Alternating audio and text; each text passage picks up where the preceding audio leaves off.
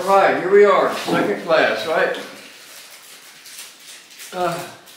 Husbands, love your wives like Christ loves the church. Absolutely. I'll pick up where we left off last week. We're really talking about the practical ways that, I may stand up here in just a little bit, but what does it mean for a husband? And what we said earlier was that the husband's life has to be a practical representation and model for his life. He's the model. He's the, in the Greek language, it's the idea of you know, drawing an A and with dashes for your kids so that they can trace over them. Everybody understand that? That's the idea. And this word becomes even stronger the more that you, this idea of being a model, the word head, remember we studied that last week, that word becomes even stronger the more that you study it, as to what it actually means. So let's just say, let's for instance, if you think that your wife is impatient with the children, which could easily happen, right? Children can be a challenge, especially if you got a lot of them.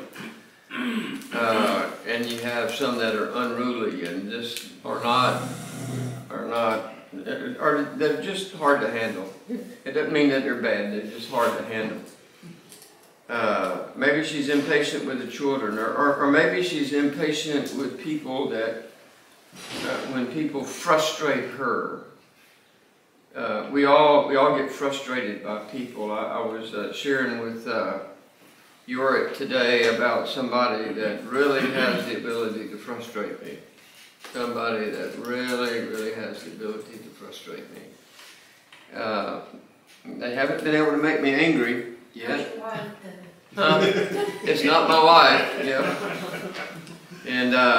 And so you want her to be more patient, then you have to become a model of that for her.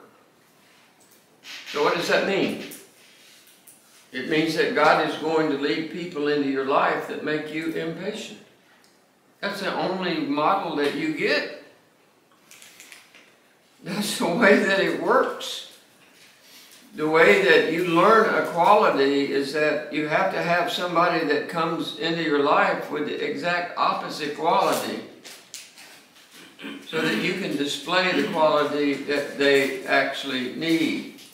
So you go ahead and open it. There you go, buddy. We'll get it out of the way. It's fun. It's fun. I love our class. I love our class. So her impatience is the very thing that God is using to deepen the quality of patience in your life. You have to see it that way. You can't just say, Virginia's too stinking impatient with the children. You want to be her model. You want to be her example. You want to go and model what it means to be patient with the children. I think normally it's the other way around. I'm just going to tell you, I think that normally it's the other way around. I think so too. Where the mother is always patient with the children and the father is not patient with the children. And the mother doesn't get angry at them and the father does.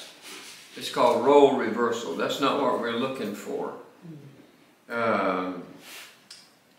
It's God's way of deepening your love for your wife because you're willing to be patient and forbearing with her while she's working on that very area of her life that she knows that she needs to work on.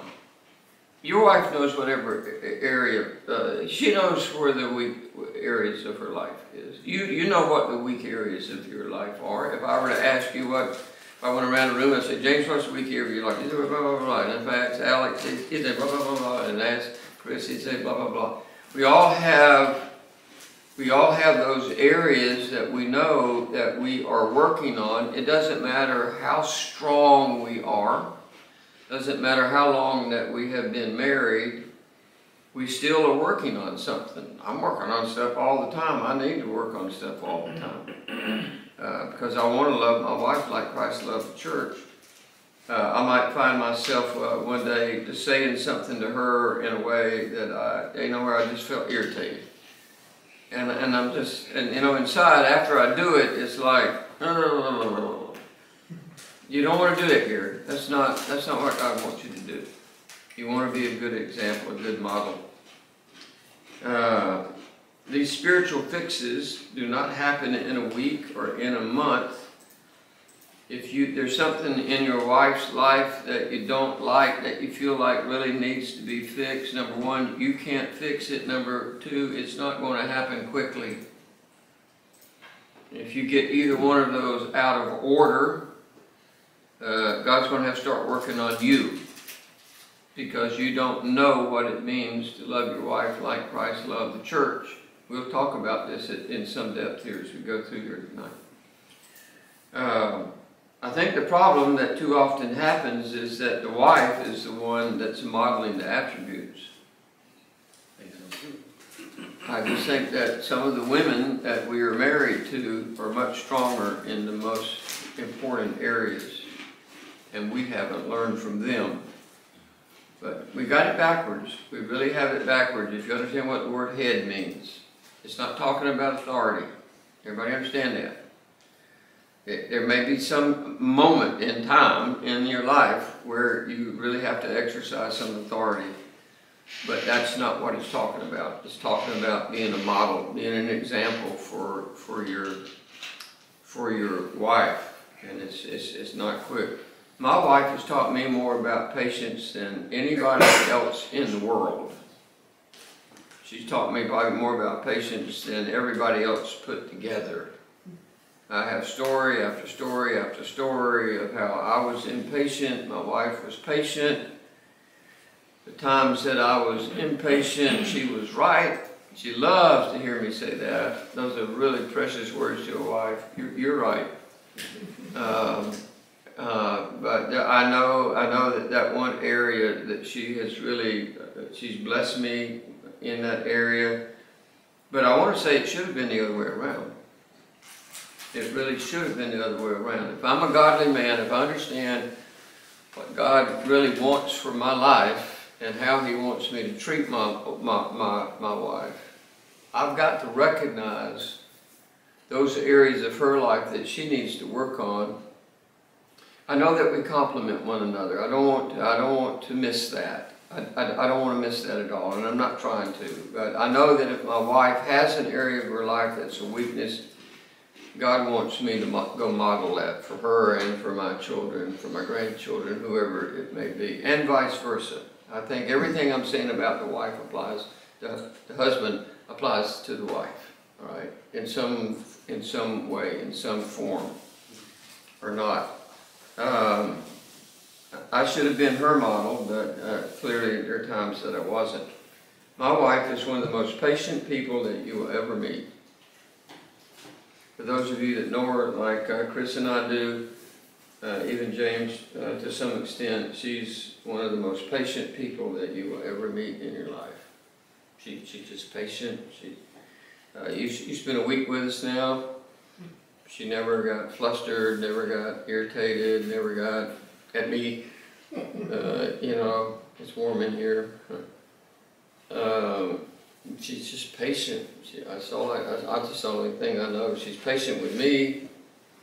And she knows that I'm flustered about something. She's patient. You gonna cut it on again? I asked your wife if I should cut it down for you. She said yes. Uh-oh. You gotta be patient with me, babe. So, she's never in a hurry. She's the model of never getting in a rush. I cannot rush her. I have all kinds of examples. I will not use them tonight. Of me trying to rush her, it doesn't work because she's never in a hurry. And I used to always be in a hurry. I just had to be somewhere. I mean, I had to be there way ahead of time, blah, blah, blah. She's not like that. She just kind of goes about. We get to places on time. We were chasing the cat tonight. We had been here much earlier, but I let the cat in the door. He goes running through the house. You can't find him. And they were very patient getting him out, finding him. I thought that was a figure of speech at first. We were chasing the cat, like meaning you were. No, they were chasing a literal cat. No, we were chasing a literal cat. I left the door open. The cat comes running in, and I left the door open, on the porch. Going into the house, I left it because I thought they were close behind, but I mean, I knew that they weren't close behind, they were just coming, and I left the door open, and as soon as I opened the screen door, the door on the porch, the cat just zooms in, goes right inside, and I go, oh no, this is not good. The cat is in the house. But nobody got uptight about it. We got the cat out. So some of the reactions that reveal that a husband is not the model that Christ desires are the following. I want to give these to you. So pay close attention. You don't have to write these down. I'll give you the notes on it. Just think about them. All right? These are just some of the characteristics that you're not being the model that Christ wants you to be. All right? This is an ugly list. This is my ugly list. All right? When we go home and get ready for bed, we always say we're going to go get ugly. We put on our really loose clothes and we just kind of get ugly, and go to bed. I call it comfortable, but you Yeah, know. no, I don't. My kids call it ugly. My grandkids call it ugly. They come over to the house, spend the night, and say, we're going to go get ugly.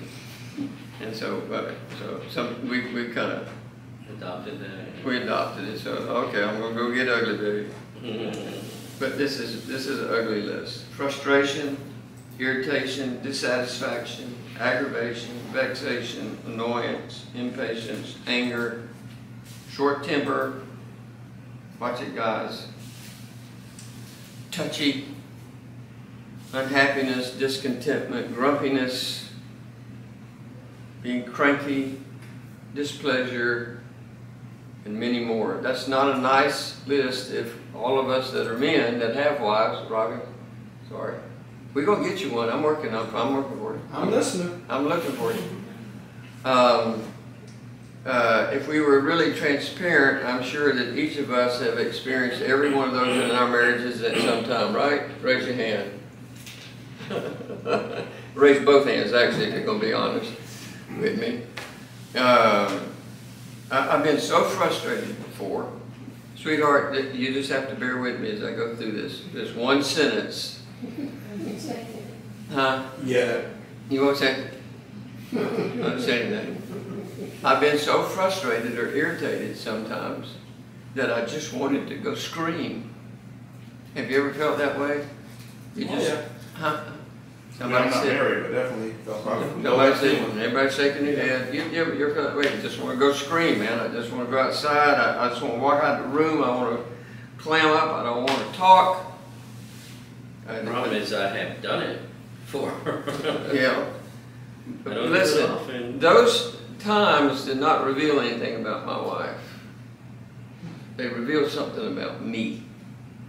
That's what they revealed. They revealed that I didn't have the very quality that I felt like she needed. And God was just using my wife. She was just a tool. She was just that. We're going to hammer you down. We're going to chisel you. We're going to get you where you need to be so that you can be the kind of husband that she really is looking for. I think every time they reveal something negative about my life. I'm not willing anymore in my life, this is my own personal testimony, I'm not willing to point the finger at my wife and say, you're the problem. I'm just not willing to do that. I'm not willing to call her the problem, ever. I'm more, I feel compelled to just accept the responsibility that if there was something negative in her life, that I haven't been a good model. That's a safe place. Yeah, your series on, your last series on thinking the way God thinks is what got me to the point where I said, okay, I've been the problem, and she doesn't have to change. I have to change on how I handle it, Right, how I react. right. That's good. I mean, that's the way that it should be. I mean, I think that's the way that it works. Because we are God's put us in that role where we become the model. We're the primary model. We're equal, but I still feel like there's a point where the word head has meaning to it. Like we looked at it last week, like God was an example. God the Father, Christ was an example. You know, we are to be an example to just everybody in our family. So here's the issue. Whenever our wife looks at us, what she is to see is that she's to see Christ. That's what we want to happen. When she looks at us, when she thinks about us, she wants us to see Christ in our life. And nothing less. That's the issue right there. Grab that and don't let go of it. She's to see Christ in every area of our life. She's not to see somebody that's frustrated and irritated and yelling and screaming and impatient and harsh with their words and saying ugly things. I don't want to ever say anything ugly to my wife. The only thing that I say ever, but one of the areas that frustrates my wife is that I have hearing aids. And she thinks that I'm supposed to be able, don't you, honey? She thinks I'm supposed to be able to hear everything, but you wear hearing aids. If I'm riding in the car, the road sounds like a, you know, and if my wife's over here talking softly and I can't hear her, it's like I'd be better not having my hearing aids, I think. Sometimes it feels that way for me too. The background noise drowns everything. It drowns it out. And she says, well, turn them up. Well, that doesn't do any good. If I turn them up, it just gets worse. The noise level gets worse. So, but I can't get frustrated at that. I don't want her to see somebody that's just angry and frustrated and using harsh words. I don't want her to ever see somebody that's lazy and annoying and somebody that is just bitter, you know, all of the negative words, that's just careless and hot-headed. We're the head, we're the model, we're the example that she is supposed to see all of the time. All of the time. She's supposed to see the head acting like the head, acting like the model that God really wants us to be. And I think that anything less is just a refusal to yield to God's calling on our life as a husband. I've come to the conclusion, you don't have to conclude this with me, you don't have to agree with me, but I've come to the conclusion that the relationship that we are talking about here, about our relationship to Christ, our relationship to our Christ, is the highest relationship that we have in life, second only to our relationship to Christ. That there's nothing else that can take the place of this relationship that God wants us to have with our life. With our wife. She is my highest priority in life. Outside of my relationship to Christ, she is my highest priority in my life. It's not the ministry and it's not the church. I'll say it again. It's not the ministry and it's not the church. So don't get caught up in that game. Don't get caught up in that ministry game of where God's called me into the ministry and you just got to follow suit and just get behind me and follow me and just get rid of that. She's your highest ministry. It's amazing to me the statistics of how many women want out of the ministry. They want their husbands out of the ministry, and if their husbands don't want to get out of the ministry, they want out of the marriage because of what the ministry is doing to them and how it is affecting them and impacting them. Now, I know that some husbands who hear a teaching like this, they'd be saying to themselves that me talking like this is simply pie in the sky and it's not practically achievable.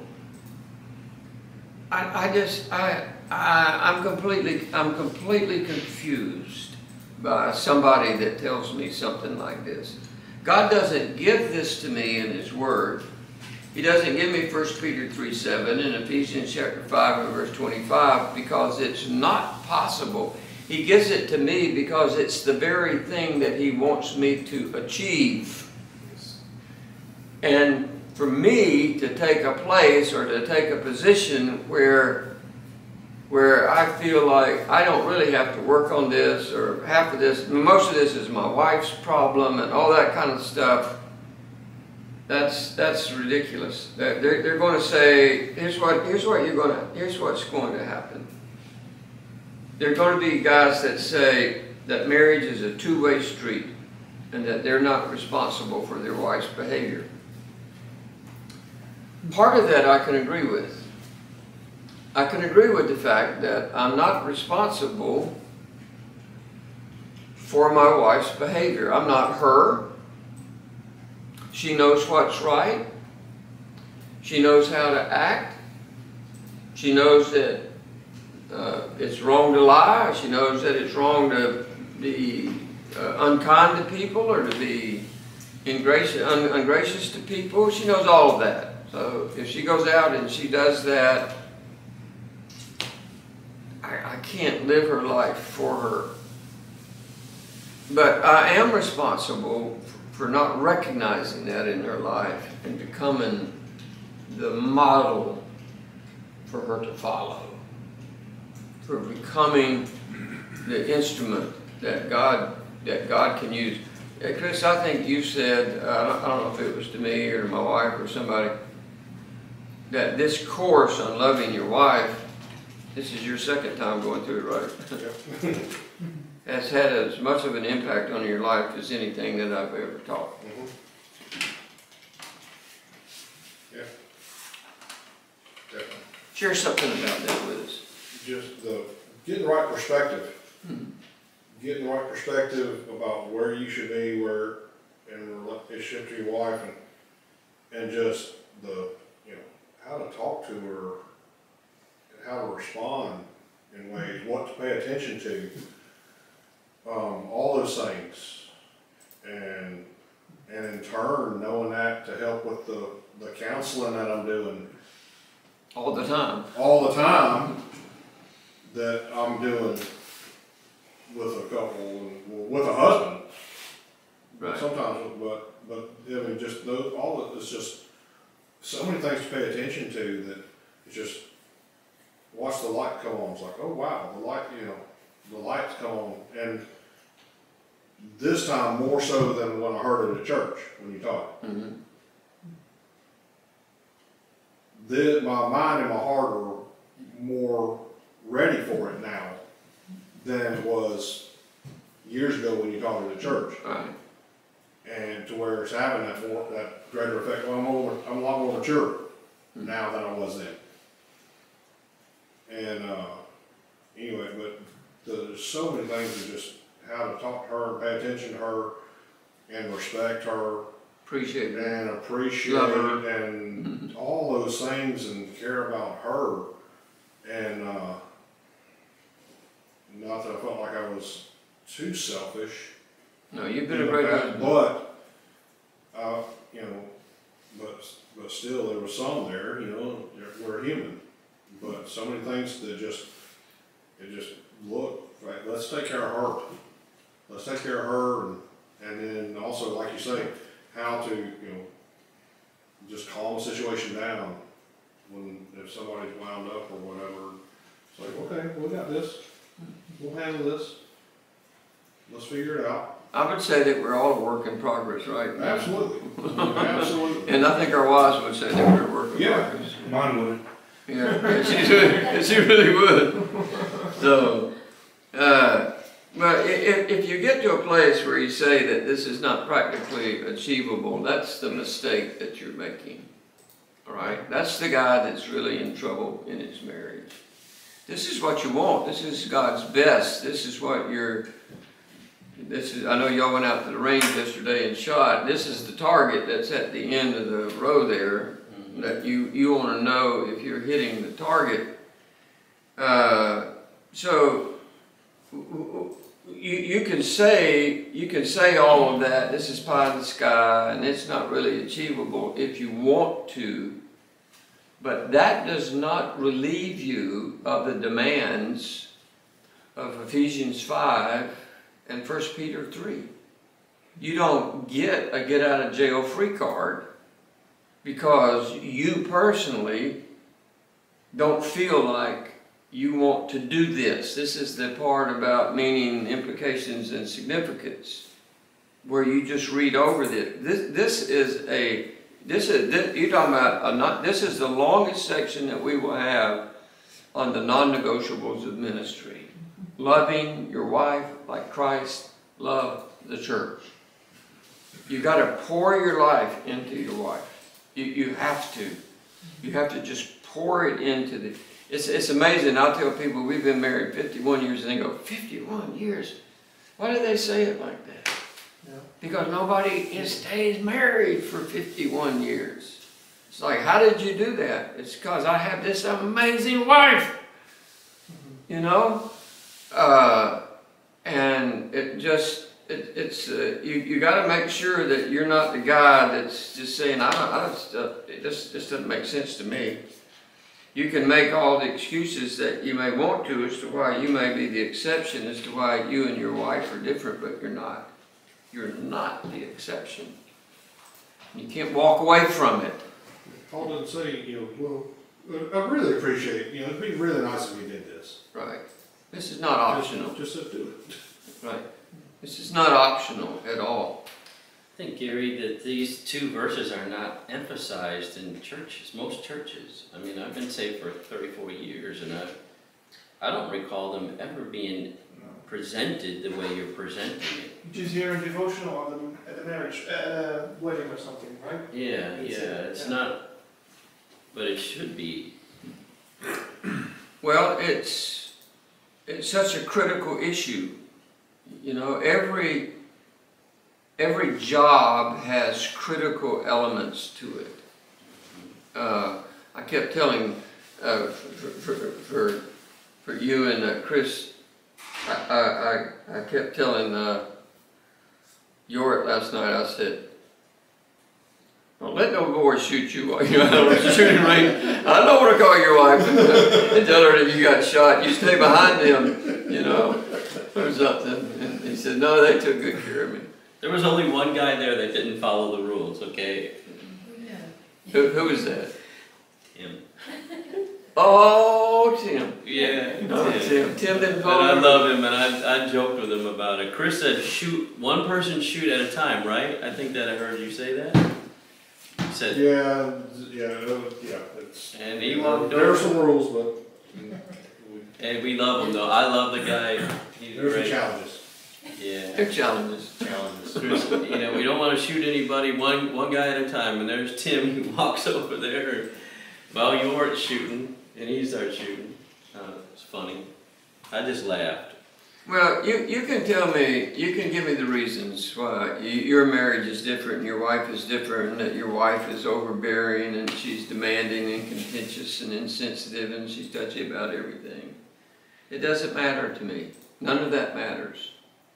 There's nothing in 1 Peter 3:7 or Ephesians chapter 5 that says that matters. Right. There's nothing there. It doesn't change what it is that you are supposed to do. Amen. And how you're supposed to relate to your wife. It doesn't change a thing. And that's what's the critical part. the great part about it is that once you catch on to all of this kind of stuff, and you actually implement it into your life, you have the best marriage on the planet.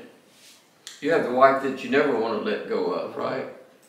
You have the marriage, you have the marriage that everybody else wants to have, type thing. You have intimacy, you have oneness, you have fun, it all works together when you're really doing your part. And you can come up with all the rationalizations as to why it's okay for you to be harsh and angry and irritated with her, but you can't, God doesn't accept them. God doesn't accept those reasons. I'm just telling you. You're not going to stand before me, but you will stand before God as to why you didn't love your wife like Christ loved the church. And we're going to talk about that even in some more depth, obviously, as we go through this. As a pastor and as a husband, the last thing that I want to do is to diminish the demands that God places on my life. When God places demands on my life, what I want to do is I want to embrace those demands. I mean, these are commands. These are not options, variables, possibilities. These are exactly what God wants for each of us to be involved in. And so I have personally found 1 Peter 3:7 to be one of the most liberating verses in all of the scriptures for me. It was life-changing for me. You know, it just reinforced what I already knew in my spirit was what God really was looking for. And I think it's one of the reasons that I am enjoying my Christian life as much as I am. I've been a Christian for a long time, and I've never enjoyed being a Christian as much as I do now. It's because, here's the reason why. It's because I get to understand and I get to experience God's divine best for my life. All right, everybody understand what I just said? This is God's best for your life. This is not God's kind of mediocre second, third, fourth, and fifth place. You don't come in fifth place when you do this. This is God's best for your life, that you love your wife just like Christ actually loved the church. And so I get to enjoy God's divine best for my life when I really focus on loving my wife like Christ loved the church. I'm to be enthralled with my wife. I'm to be captivated by my wife. I am to love her with all of my heart. I'm to give my life for her. I'm to see her like no other person on the planet. And the more I do, the more that I'm able to enjoy the incredible riches of God's blessing on my life. I have a godly wife to begin with. I'm not trying to train her. You know, I'm not trying to train her. If something happened to me, I asked her if she'd ever get married again. She said, no, it'd take way too long to train somebody. But I don't want to ever, if something happened to my wife, I'll never get married again. I'll never get married again. She's the only woman I want, the only woman I will have, the only woman I care about. I will never ever get married again. And she's the love of my life, and she'll always be the love of my life. And so my wife and I, and my love for her is one of the primary means by which God literally pours His blessings into my life. I got to watch all week long. I got to watch Yorick call his family, call Ioana and Natan and Mishael, and I said it right, that's close enough for government work. How do you say it? Mishael. And they just laughed and had fun, and He's a big old tall fella, she's 5'1½", he's 6'3". And it's just, I've loved them, I've watched them, I didn't get to go to the wedding, even though I was in Romania that weekend, but I had to get back. And I wish I'd been able to go to the wedding. So I just knew this is right. This is right. I knew from the beginning that this couple here is right. And so it's what God does for every person. It's how God pours out His blessings on your life, right? He says, okay, you want, Lord, I just really pray you really bless me. Well, if you just love your wife, like I've asked you to, I will bless your socks off. You know, I will bless you more than you ever dreamed that I would bless you. And this is what makes the Christian life work. And if this doesn't work, the Christian life doesn't work, right? Everybody understand what I just said? You loving your wife like Christ loved the church is what makes the Christian life work. It's what makes it work. And if you don't have this, your Christian life doesn't work. It's not working. The pastorate is not going to work. The ministry is not going to work. This is what works. This is what makes the Christian life works. Is loving your wife like Christ loved the church. And I think when a husband dedicates himself to working on this one area of his life, that God uses it to develop godliness and Christ-likeness into his life. Talking about character development, learning curve from the last class, this is where it happens. This is where the rubber really meets the road, is in the marriage. This is where it really happens. This is where you're really growing. This is where you're really becoming what God wants you to become. You will never, ever be a godly man. Ever. You will never be a godly man if you do not love your wife like Christ loved the church.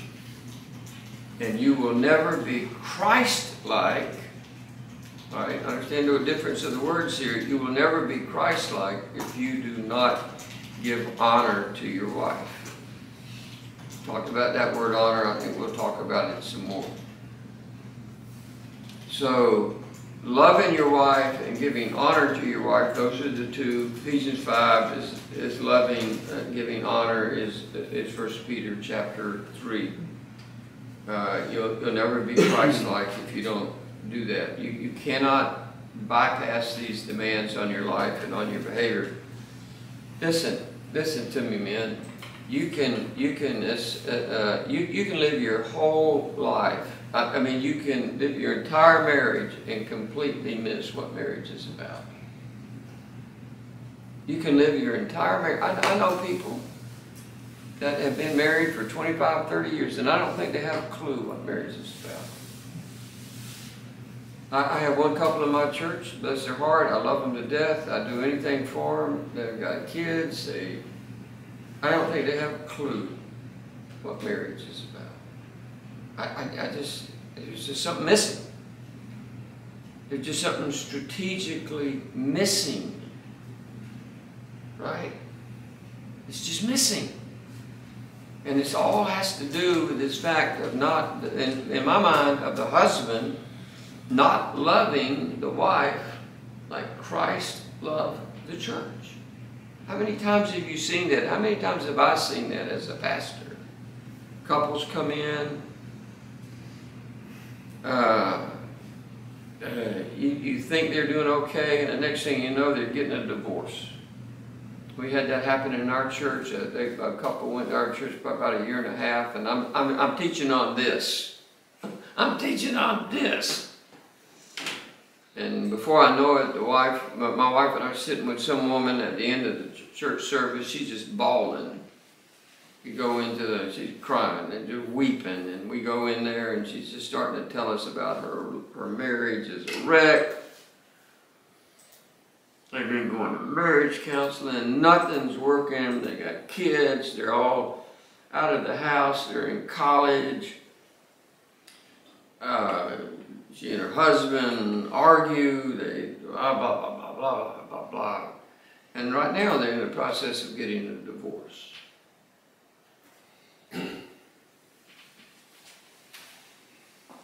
I've been married 25, 30 years. Don't have a clue what marriage is about. Do not have a clue as to what marriage was about. And you can live your entire life, your married life, and miss out on marriage. You can have all the obvious essentials down, like you can provide for your wife, you can protect her. Listen to me. You can have all of the physical sides of marriage down. We're all guys here. I can talk. I know on the video we may have some women watching it, and that's okay. But you'll reach a point in your life where the physical side, you don't have it anymore. Where the plumbing doesn't work like it's supposed to work. Everybody understand what I'm saying? If you get prostate cancer and you go through 43 treatments of radiation, nothing works. Right? And if that's all you've built your life on, you have nothing. You have nothing to work with. Nothing. You can't do anything. So life can throw you a curveball if you're not careful. And you can have all the essentials down, that things that you think make marriage a good marriage, but if you're not modeling Christ for your wife, then I think the potential is really incredibly high that you don't have a good marriage. You do not have a good marriage. Are you married? Yes. Do you have children? Yes. Do you provide for, I'm not talking about your life. Do you provide for your wife? Yes. Would you protect her? Yes. Do you have a good marriage? No. There's just something missing. There's just something critical that's missing that you haven't figured out yet. That you have to love her in a certain way. It's not about just bringing the bacon home every week and putting it on the table, you know. You've got to be a model for her, the head, and an example, and you don't make excuses for why you do not have to be. Honoring your wife, I want to talk about that. I want to look at the word honor and determine, that's in 1 Peter 3:7, and determine what it really means for the husband to give honor to his wife. I think somebody else mentioned in one of the other studies that the word honor is the Greek word T-I-M-E. I don't know if in the Greek it's pronounced as time, but we'll call it time. I probably should have gone back and figured out how's it pronounced in? Time. Time. In the Greek language, and I imagine it's not, that's Southern for time, right? Time. Time sounds more like what it would actually be. But it's spelled T-I-M-E. And it means to respect, to reverence, to esteem. To respect, to reverence, to esteem. That's what it means to give honor to somebody. And it carries the idea, I love this, of having great value, of paying a great price for something that is uniquely valuable. You're willing to pay the price for someone who is uniquely valuable. Not something, but you're willing to pay the price to honor somebody in your life that is incredibly invaluable to your life. It carries the idea of If you go to 1 Corinthians chapter 6 and verse 20, I want you to turn there. 1 Corinthians chapter 6 and verse 20. This is a really interesting verse to me.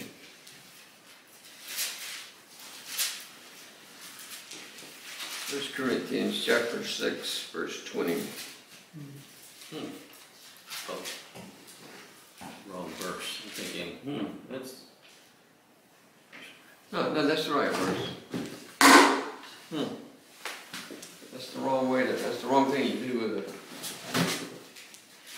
a Gatorade is you throw it on the floor.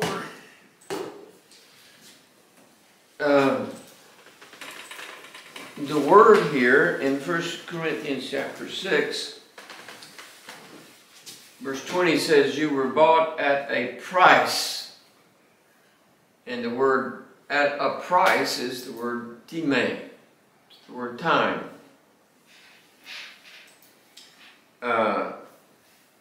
Therefore glorify God in your body and in your spirit, which are God's. So I want you to look at that verse, and I want you to think of it this way. In the same way that you value Christ, and in the same way that you esteem Christ, and in the same way that you respect Christ, right, whatever that is, in the same way that you do that, that's exactly the same attitude that you're to have towards your wife. Where do we get that from? We get that from Ephesians chapter 5, verse 25. Look at it. Turn there. You ought to have it memorized. So, I mean, really. Love your wife like Christ loved the church, right? So, for anybody that knows how I teach and how I look at words,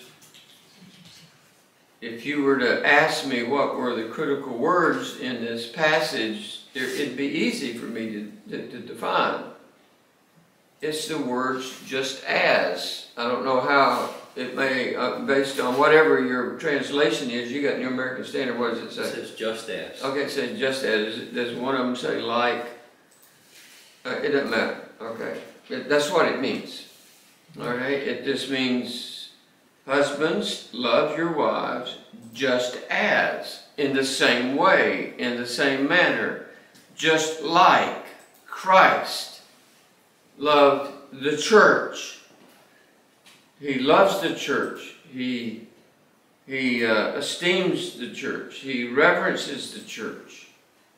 That he died for the church. He lived sacrificially for the church. The important words here for us are just as. That's the same manner that Christ gave his life for his bride. In the same way that Christ gave his life for his bride, the husband is to give his life for his wife. Every day. Not on Sunday in front of everybody at church. Every day I'm to give my life sacrificially for my wife. I'm to help her. I am to, I've said it many times, I mean my wife, I don't do everything for her. I don't want it to sound like that, but I don't want her doing things. I want to do everything. I don't want her to be doing things that I can do for her.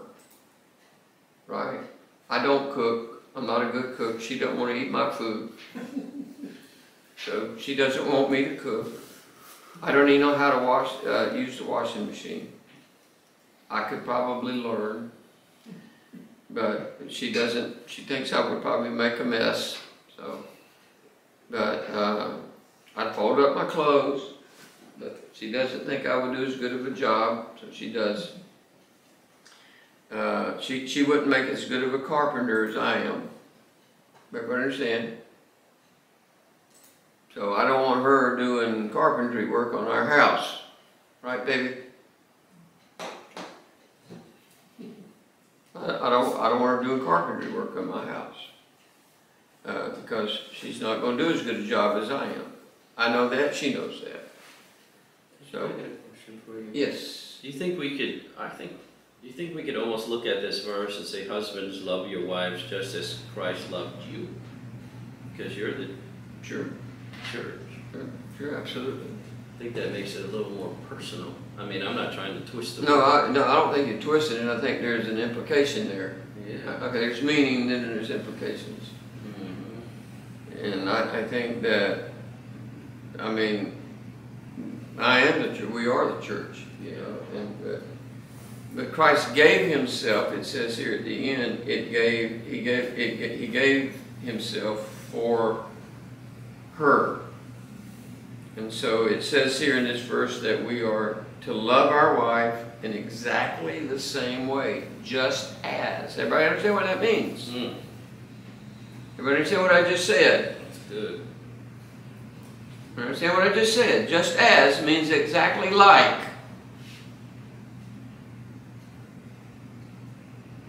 Anybody disagree with that? You disagree with that? No. Chris, you disagree with that? Alex?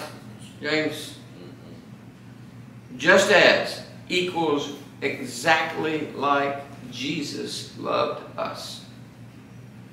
You give your life. You sacrifice. Whatever it takes to love your wife the way that he loved the church. And so in the same way that God calls on you to honor Christ and to see Christ as utterly invaluable to your life, just utterly invaluable and precious, in that same exact way the husband is to honor his wife. So we're talking about two things. We're talking about love and we're talking about honor. In the same way that God wants me to honor Christ, he also wants me to honor my wife in the same way. I'm joined to Christ. I was thinking about this. This is really interesting to me. It may not mean much to you, but it meant a lot to me. I am joined to Christ as a living stone. I've had to really wrestle with what does that mean to me. A living stone. Anybody have any ideas? Anybody have any good ideas? I don't have. I don't know it. I don't know what it means. I just wrestle with it. I just got it in my notes because I'm wrestling with it. It's something deeper than what I know. I just think that it's a living anchor. You know, it's something that's steady. It's something that's solid. It's something that's a rock, a foundation. It's a living foundation. A living stone that that's what I'm supposed to be. I'm joined to Christ as a living stone. I'm to become intimately, in the same way, intimately one with my wife. This is not just a physical union. This is a deeply spiritual union, a deeply emotional union that we have with each other on a regular basis, on a daily basis, on a moment-by-moment basis when we are with each other.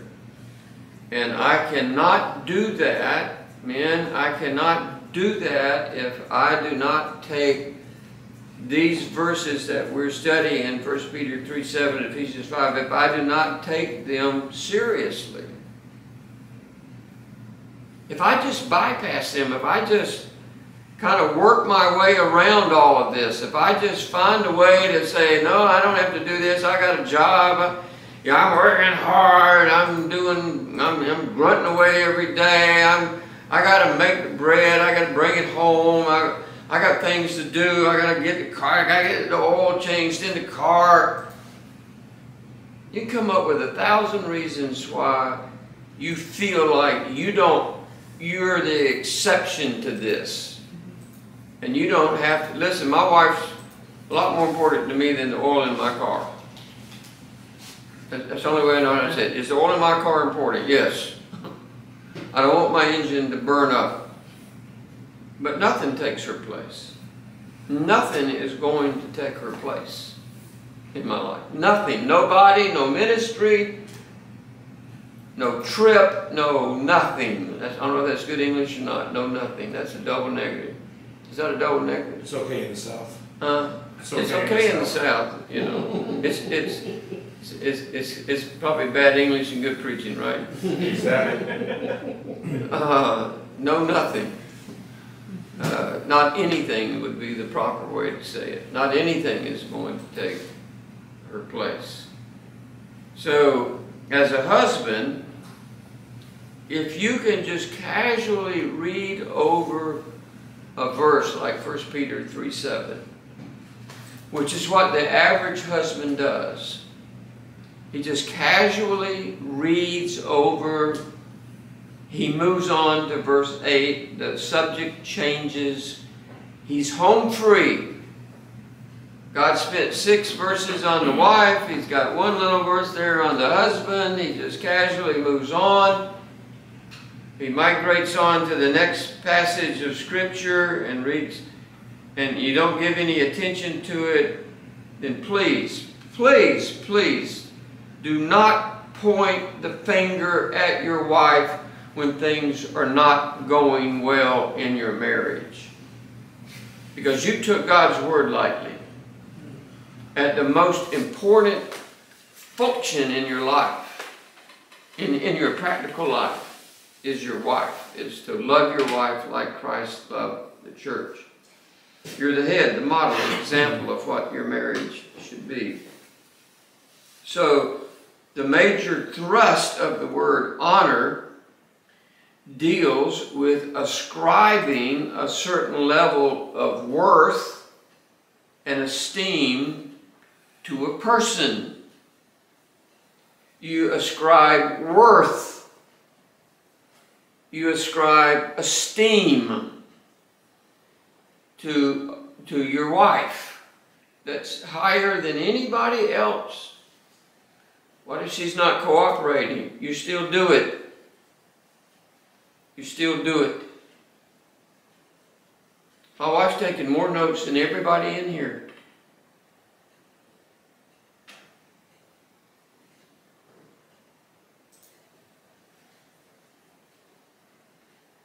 She's back there writing the whole time.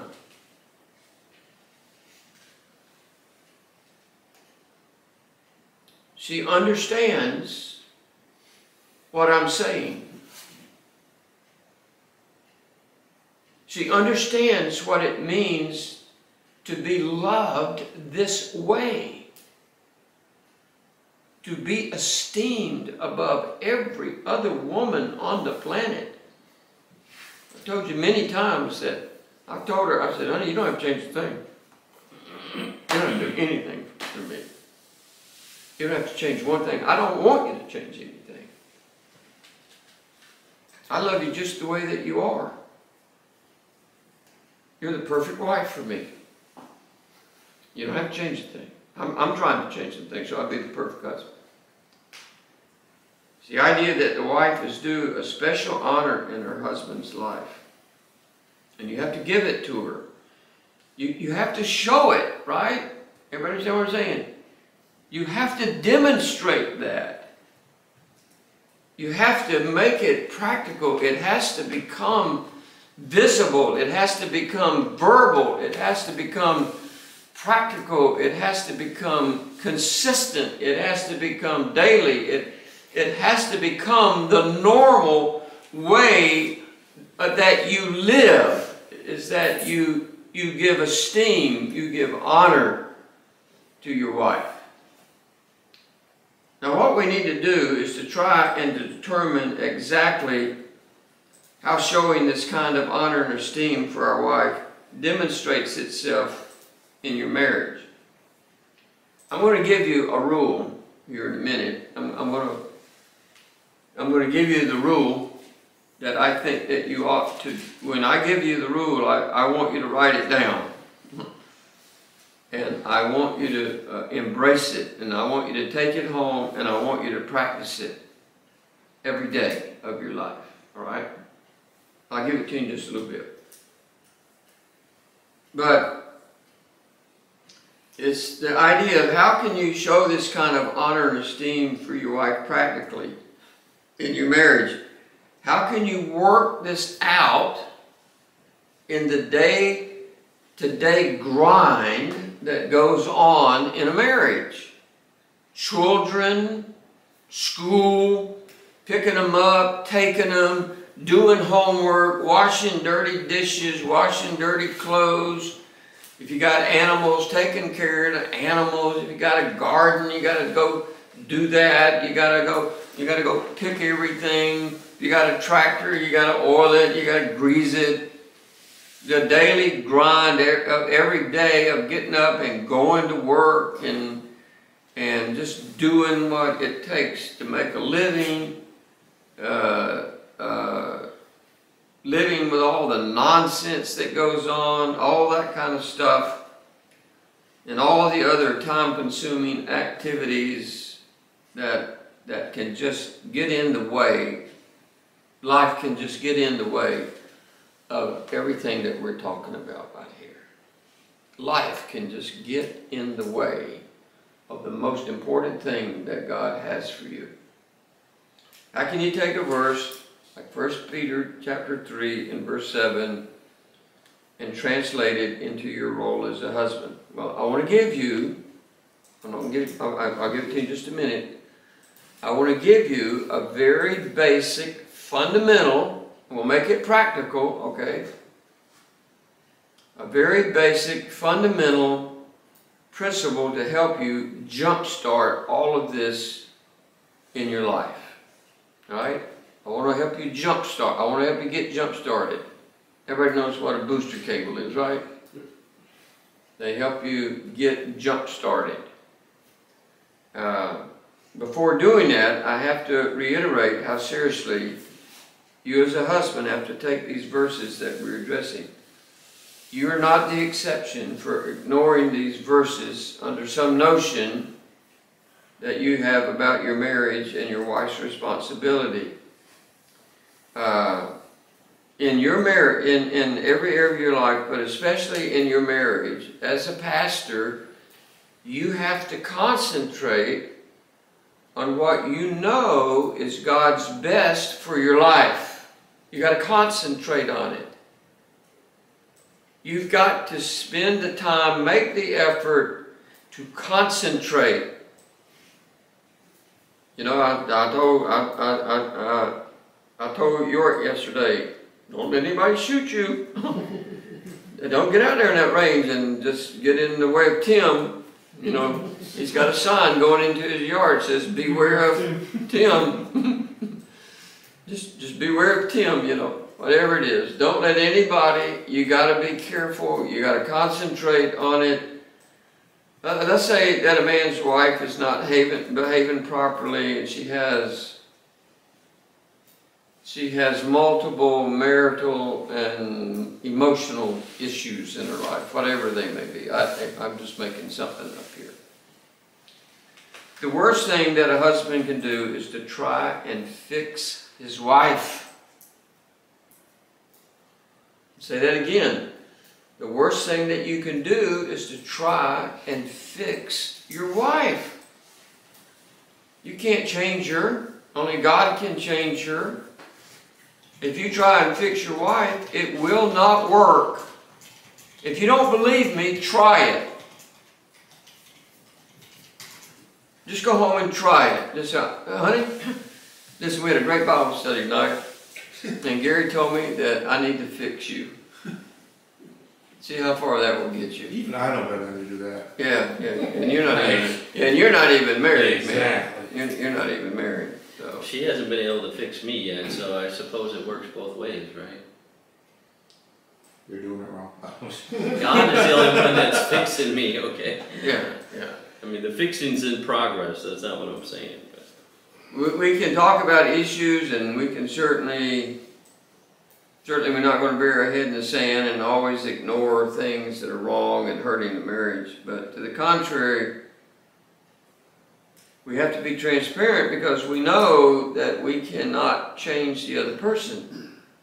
All right? That's sort of the principle that we are addressing here. I cannot change anyone, right? I cannot change anyone. Mhm. Can I say that again? Can I say that again? Mhm. I cannot change anyone. I cannot change my wife. I can be an influence. I can be an encouragement. But I can't change anybody. The wife can't change the husband. The only person I can change is, somebody say it, Me, you. me.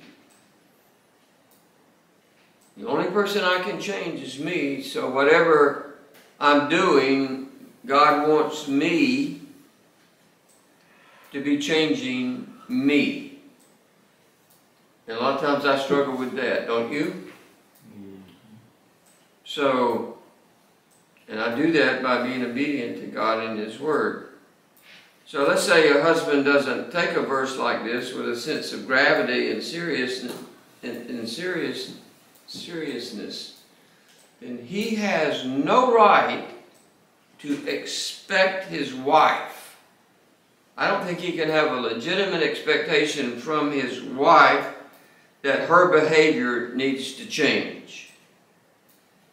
If you as a husband don't take this verse seriously, the husband has to see himself as the major instrument that God wants to use in his wife's life, and therefore he has to become fully responsible to honor his wife and to love his wife.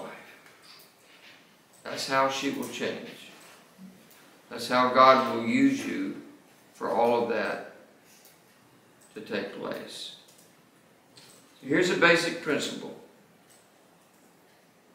I want you to write this down. If you want a practical way to honor your wife, everybody write this down. Find out what your wife loves doing, and then do it with her. Find out what your wife loves doing, and then do it with her. The average husband is going to say, I just don't like doing that.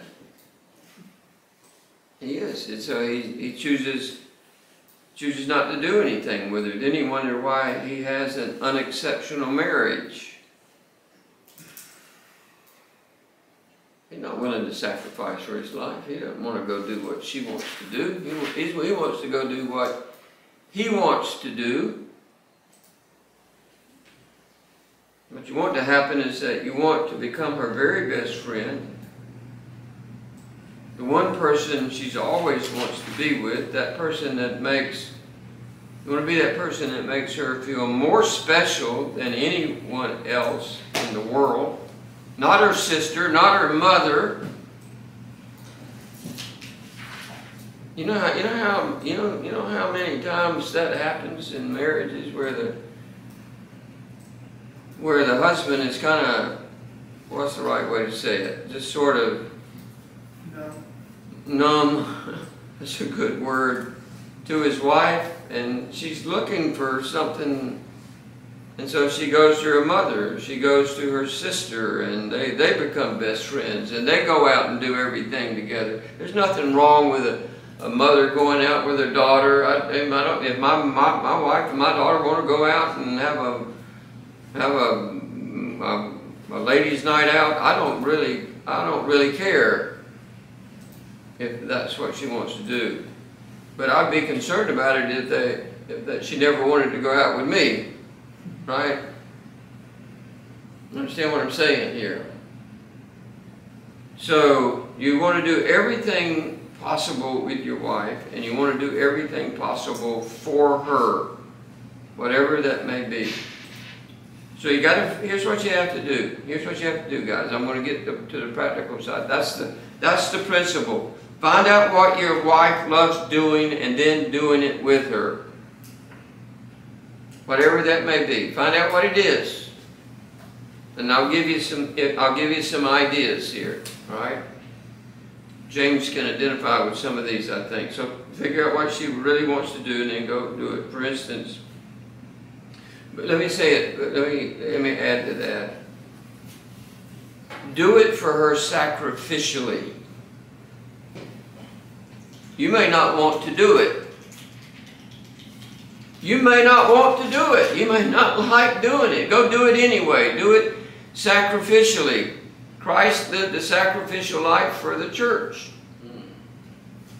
That means that you may not want to, but do it anyway. So let me give you, I think, 5 examples. I'm going to give you some more. If your wife loves to walk, go walk with her. I don't have time to go walk. Go walk with your wife.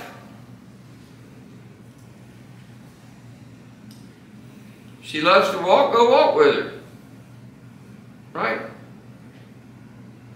How practical is that? How simple is that? Is that hard? Anybody think that's hard? Nope. That's really easy. She loves to garden, and build her the best garden that a woman could ever have. My son-in-law is he's really excellent at this. He's built my daughter this wonderful garden.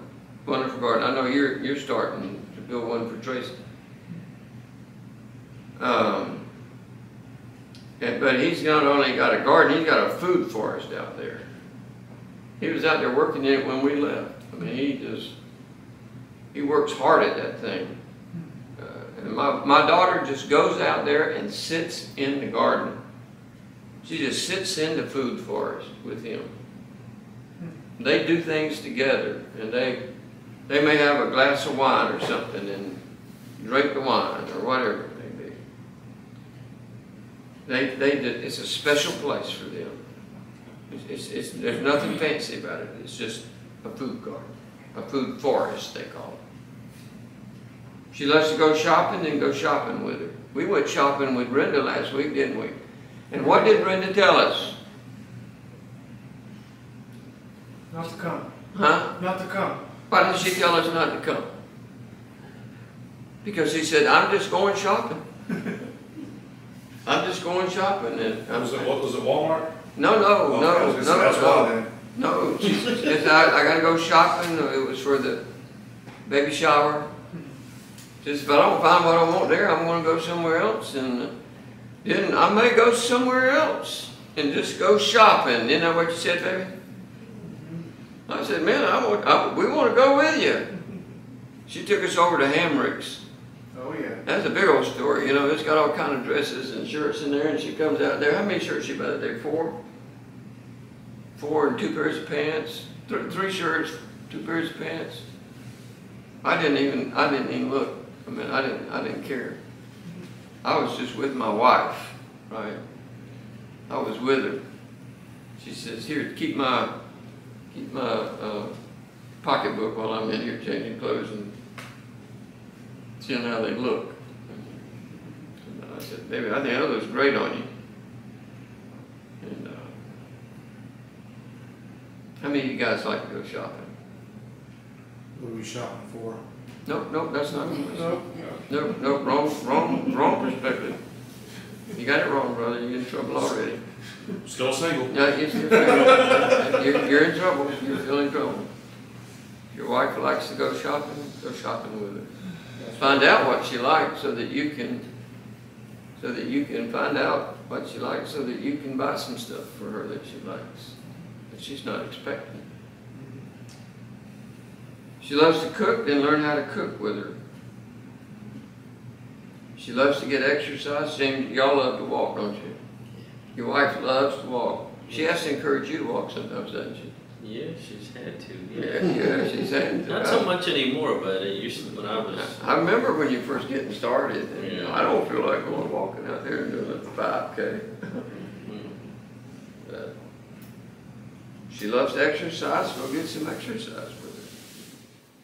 Whatever gives her pleasure and satisfaction, go do it with her. Guys, you can't get any more practical than what I'm talking about. You cannot get any more practical than I'm talking about. James and Cindy, they used to ride motorcycles, he and his wife. Y'all loved it, didn't you? Mm-hmm. And it's kind of cute. It's kind of cute, kind of dangerous. It's worse than getting on a plane, or organ donor. But It is. I'm glad you don't. But it's dangerous. But they did. They'd go on rides and they had a good time and they enjoyed it.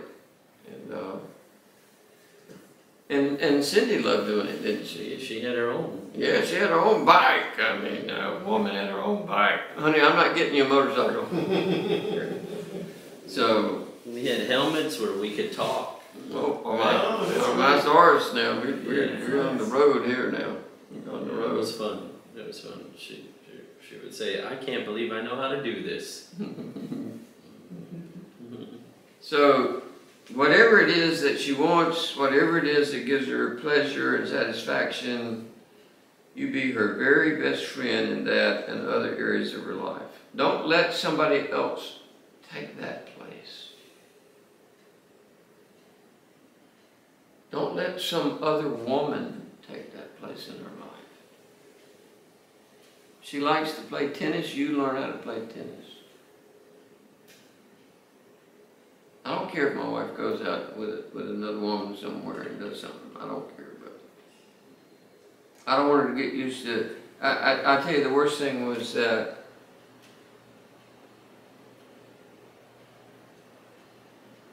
I used to love to play golf, but I like to play golf with the guys, right? I gave it up, and I haven't missed it at all. I think one of the reasons I gave it up is because I wasn't doing it with my wife. I just wasn't doing it with my wife. It just didn't make sense to me any longer. It just didn't compute. If you would ask her, she would encourage me to go play. But she wasn't there. When the kids were growing up, she would be. You know, we'd take them down to play golf and the whole family would go. So whatever it is that you can do to make her feel special and wanted and loved, you make sure that she always looks nice and that she has the clothes that make her feel like a woman. And my wife wore something the other day, and she won't mind me telling you, and I said, "Sweetheart, I don't like the way that dress looks on you." You know what I said?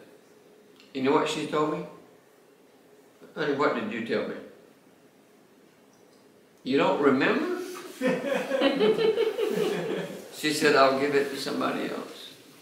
That's what she said. It was just, "I'll give it to somebody else." Isn't that what she said? I'm just trying to make sure I got the story right here. I'll give it to somebody else. And she will. And I mean, because it wasn't like, it was a nice dress. I think I bought it for her. But I just didn't like the way it looked on her, so I said, "I would rather you not wear that dress." It wasn't even a problem.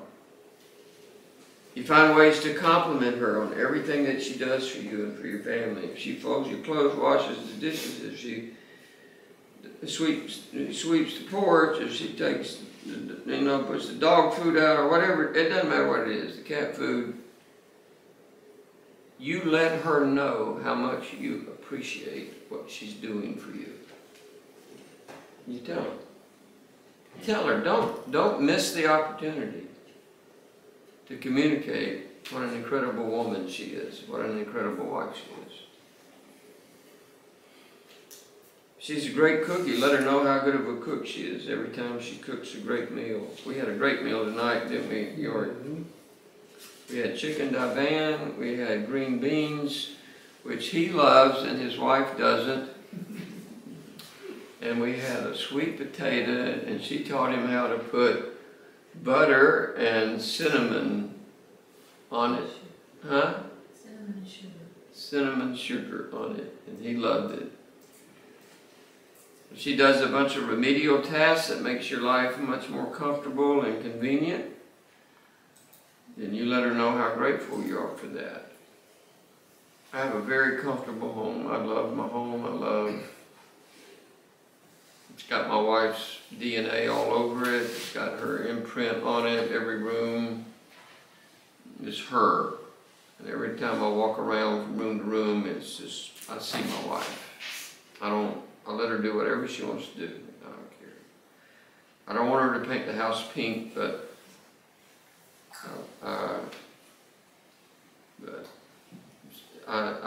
it's her.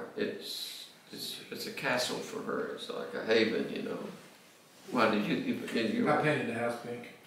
Did you? It's azalea pink outside, yeah. Well, I mean, I just passed it off. I said, this house will look really good at pink. And I didn't think that she was gonna say anything. She was like, that's a great idea. It's my wife's favorite color. It's like this. Oh, boy. yeah. Going down the side of the house. There are a lot of houses down in Charleston that are pink, and if you know the history about it, it's because the way that they colored the paint back then is that they would take the blood from, was it the fish, or was it was from some animals, and they would put the blood in the white mixture they had for the paint, and they would, that's why they have so many of those, that color pink down in Charleston. And it lasts. Does it last? Probably not, Oh. but that was what they did. They fell in love with the color, just kept I doing mean, it. that's what they did. Must be what they did, yes. When your wife makes herself attractive for you, you let her know how incredibly beautiful she is to you. If she really makes herself attractive to you, don't you miss that. Don't miss it, guys. Don't miss it. Don't miss it. You can get up and fix her breakfast or take her out for a great meal at a nice restaurant, just you and her. Tell her how important she is and how she meets your deepest needs. Just go be with your wife and do everything that you possibly can for her, right? Everybody get it? Am I making myself clear? Does this need a lot of discussion? Is there a lot of area for discussion here? Who's got better ideas? Who's got comments about what do you do? The question is, do you do it? It's not whether or not you got the idea to do it, it's whether or not you actually do what I'm talking about here. Find out what she loves to do and then go do it with her. Go do it for her. Does that make sense to everybody? That's sort of the golden rule here. And if you don't do it, it's a fatal flaw that will come back to haunt you. Because she doesn't think that you want to be with her. And she does. And she does. She does want you to compliment her. She doesn't care if you buy her flowers. She doesn't care if it costs $25. She doesn't care. She's not going to say, you shouldn't have spent that money on those flowers. She's going to say, wow, those are really nice. Now, unfortunately, for the average husband, we're going to say, none of us, we're going to say that tonight that all of us are above average, okay? We'll just put ourselves up on the pedestal. But in your church, everybody is going to be average, probably. They're going to be average. That's why half of the people in your church have probably been divorced.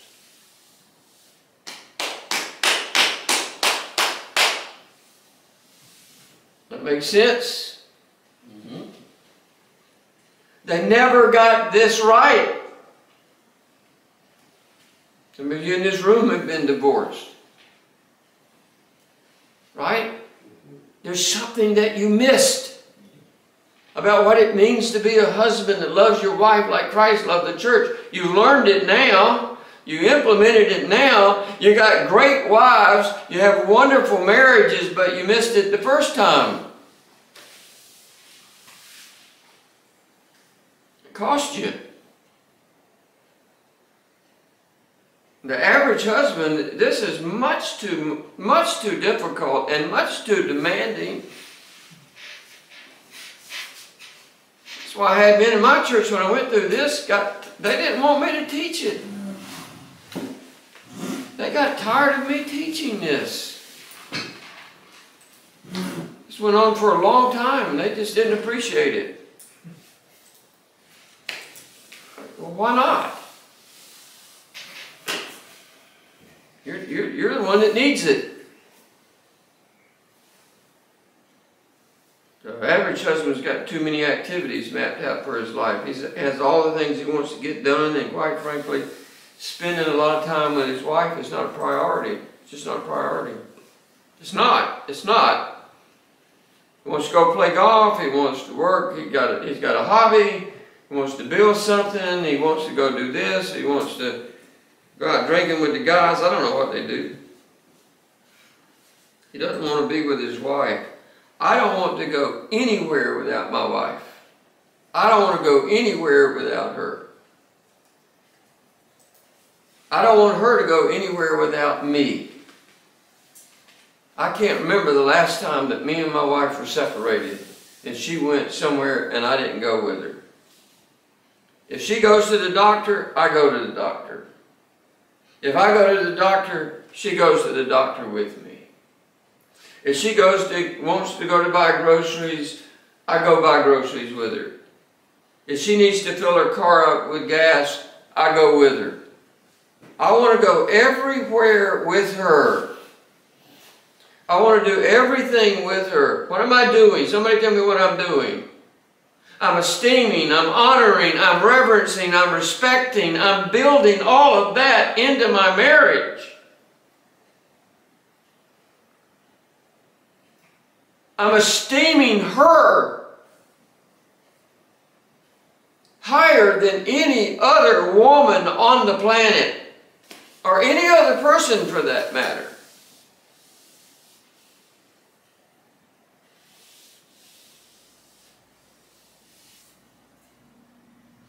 Understand? Anybody get the picture? I want to make it clear. I want to make it obvious that this is what God wants from us as ministers of the gospel more than anything else probably in our lives. Loving our wives like Christ loved the church.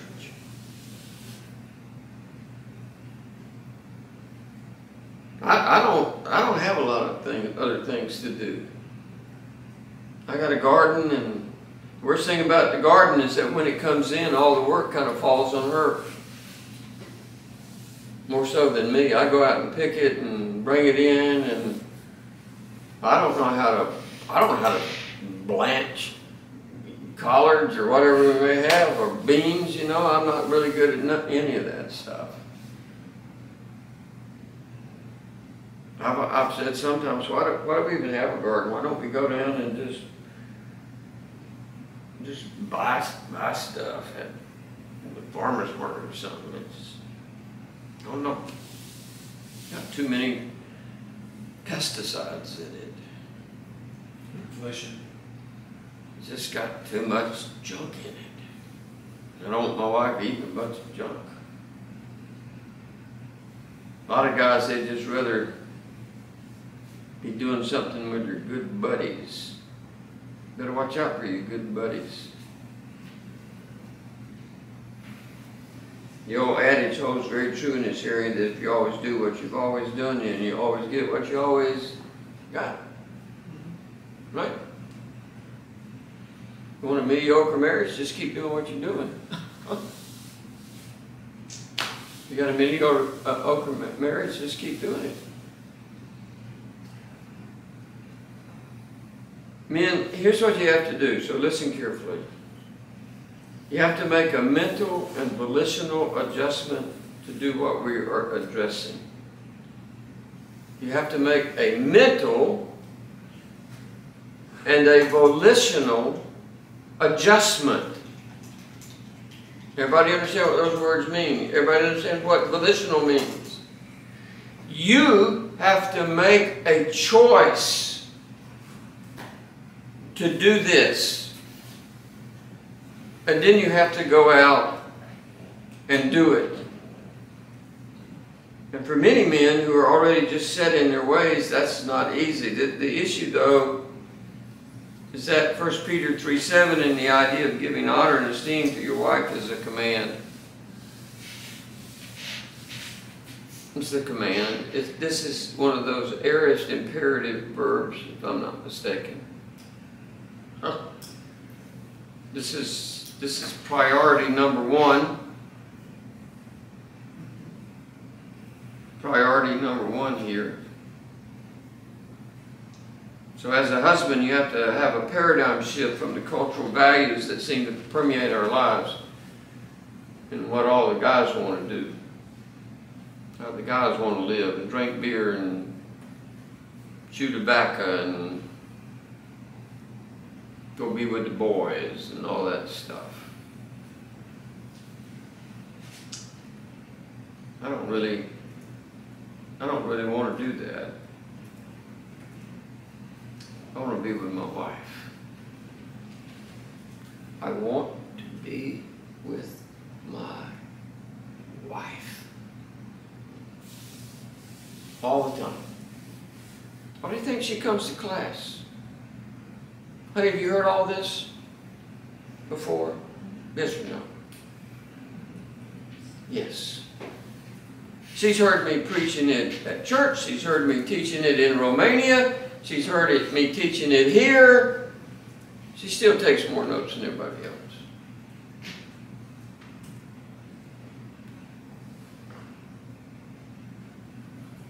She wants to be with me as much as I want to be with her. Has it been hard for you to be away from your wife for a month and a half? You're going to pick her up and put her on a plane and go to Holland, aren't you? You're going to spend some more, you're going to spend time with her, right? Now you may already have worked all this out in your marriage, and if you have, that's great. I'm convinced that you've reached that place that your wife really loves and already sees that you love her. If you've got all this worked out, God bless you. God bless you. And she sees that you're her best friend, and she should. But if you know that your marriage needs some improvements, then you need to evaluate whether or not you've really honored and esteemed your wife in the way that God truly wants you to do so. You have to stop. You have to see what it is about your marriage that, if I can say it this way, I'll make it in a simple way. You have to see what it is that's not working. What's uncomfortable?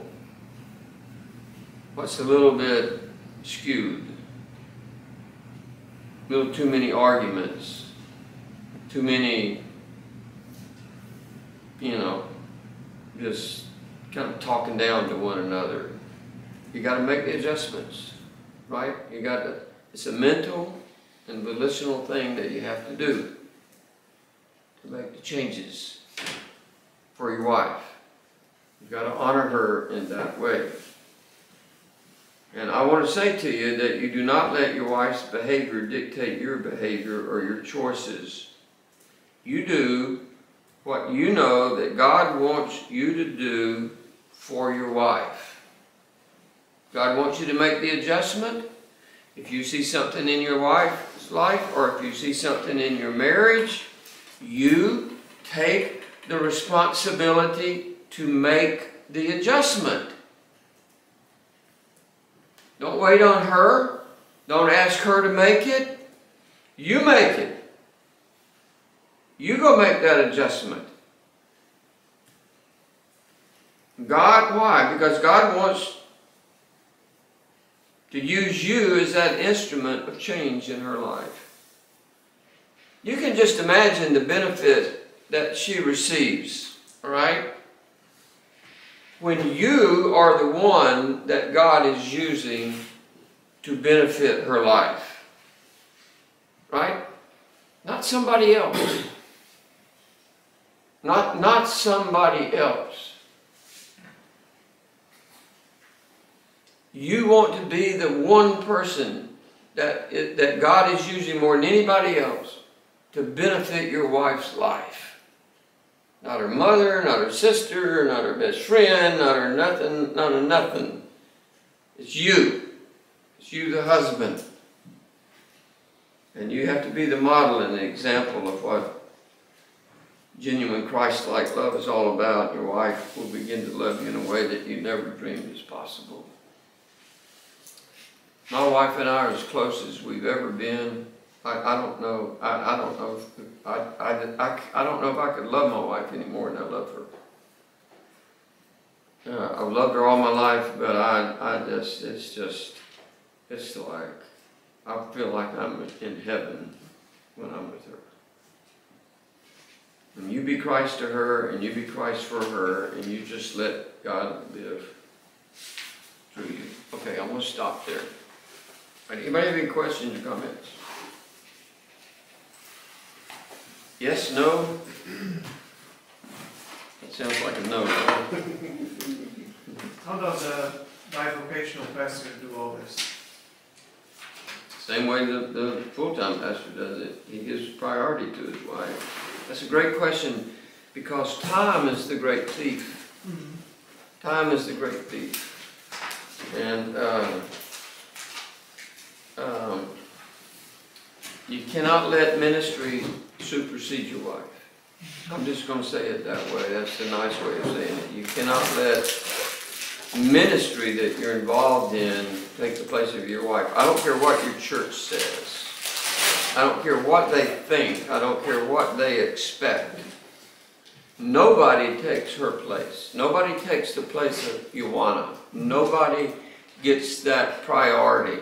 No ministry, no event, no person, no thing, no problem. Nothing takes her place in your life. And to me, it's just, it's having a mindset. You know what happens, and I think this is the really good part about it, is that I talk all the time about becoming a model. Becoming a model. But you're not only becoming a model for your wife, you're becoming a model for your church. And you're the guy that everybody's going to come to when they're having marriage problems. They can see the byproduct of your relationship with your wife. They can see it, they can sense it, they know it, they can feel it. It's real. And if you just treat her indifferently, if you just kind of walk around with her and you wish you weren't there and you wish, time to go home, all that kind of nonsense, everybody knows that. Everybody knows that. There are times when we go over to my daughter's house, and my wife and my daughter, they love to talk. They're close, they're very close. And I'm ready to go home, and sometimes I'll just say, hey, sweetheart, I'm ready to go home. And she says, okay. No. She says, huh? What'd you say? It's not a far walk. No, she got this little thing, this little thing there. It's kind of a joke, but it's a cute joke, you know. She knows when I'm tired. She knows I have stage 4 cancer. She knows that my body doesn't function like it used to. She knows all of that. She knew I was tired today. That's what she asked. She said, "You want me to drive?" I said, "Sure." I said, "Sure, I'm exhausted. I've had 2 days that I just did not feel good." Let me back up. I didn't have any energy. And so she knew that. That's why I'm sitting on a chair tonight, rather than standing up. I stood up last week because I felt great. But she'll drive home tonight and everything will be great. Anyway, any questions? You have any questions, James? Okay, Alex, Chris? I know the guy that is not married, Robbie. I'm taking notes. I keep waiting for the punchline? Well, There is no punchline. You said it a couple of times. You're gonna find me a wife. Huh? So you said it a couple of times. You said you're gonna find me a wife. I'll find you one. I hear you. I'm asking these guys to help. Tall order. Hey, why don't you pray for us? Yes, sir. Okay, you pray for a wife, and everybody be in agreement. I'll tell you like I've told everybody else. Paul said he asked 3 times, and Christ told him that his grace was sufficient. Okay. If it's his plan for me, he'll let it happen when he's ready. Amen. We concur with that. Heavenly Father, God, thank you for this opportunity we have to come together. God, I'm thankful that we can meet and discuss your word, God, and meet as godly men and God, have honest conversations about what your word says and how we can love our wives like Christ loved the church, God, and what it really means. And God, as we continue to dive deeper into it, Lord, I pray that you help us to apply it, God, not only to our wives, but God, everybody in our life. God, we've got to remember that we are to love the church just like you love the church. That's ourselves, that's everybody around us, God, but we are focusing on our wives in this class. God, as we leave here, God, I pray for safe travels, those of us who are traveling near, traveling far, whether it be tonight or in days to come. God, I pray that what we talked about tonight takes root, God, that it grows, God, and that we can live out the expectation that you would have of us with your help. Ask all this in Jesus' precious name. Amen.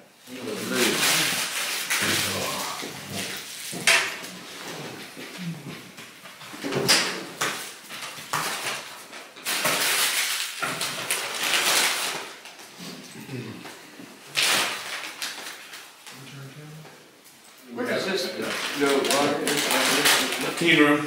In- Yeah, we gotta stash your stuff in there. Been crunching everything up. Yeah.